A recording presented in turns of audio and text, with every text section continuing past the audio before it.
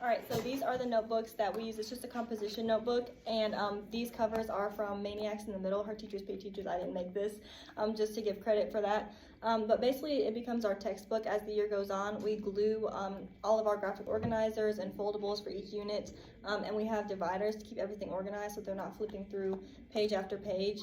So this is the one from this year that we just started. So each unit divider just has what the unit is and the divider.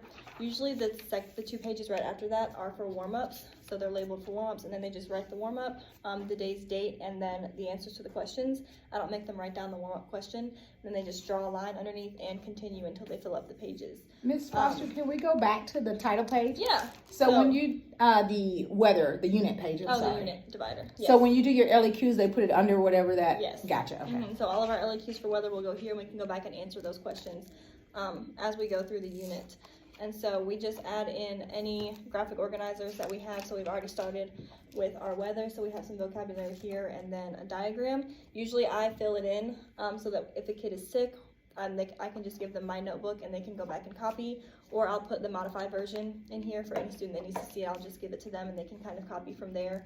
So usually I do fill it in. I haven't done it yet because we just did this, but that's basically how it goes. And then as the year goes on, you just add more dividers and fill in everything as it goes through the year.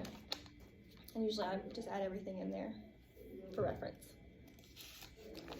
That is fantastic. How do you grade your notebooks? So each unit I go back and I usually look for a few specific things instead of looking for every single thing. So I'll pick out this day's graphic organizer or this this week's warm-ups, things like that.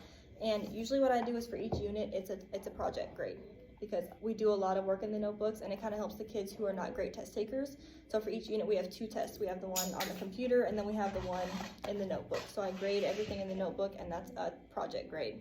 So it kind of balances it out to help the kids out who, don't do so well on the test, but if their notebook is great, they still deserve, credit for that. And then for the warm-ups, usually I go back for each week and I grade the warm-ups just for completion because we go over it.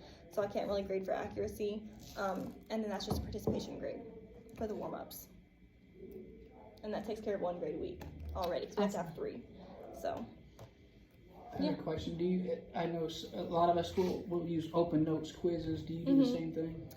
Not usually. They can use a notebook on any classwork, like if we're doing a writing assignment for reference, but I don't do a lot of quizzes. So Okay. Yeah.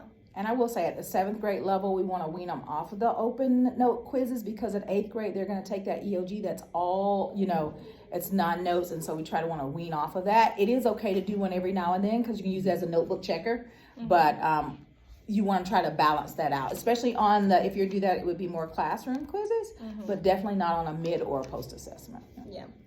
And for cutting and gluing, usually I set a timer. So if you don't have it cut and glued at this point, then you're going to have to glue it in later so that they don't just dilly-dally and waste time cutting and gluing the items in the notebook.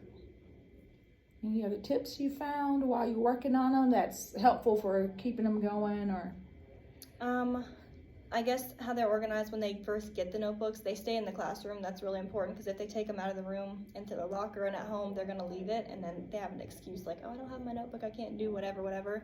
So the notebooks stay in the room and each block has a bin. So I let the students in 5 at a time, grab your notebook, sit down, and then the warm-up's already on the board. So it kind of alleviates the kind of backup that can happen if all the students come in at one time. And at the end of class, when I call them to leave, they put the notebook back and they leave. Oh, fantastic. Thank you so much. Anybody have any other questions? Ms. Foster, we appreciate you sharing how you do your science notebooks. Thanks so much.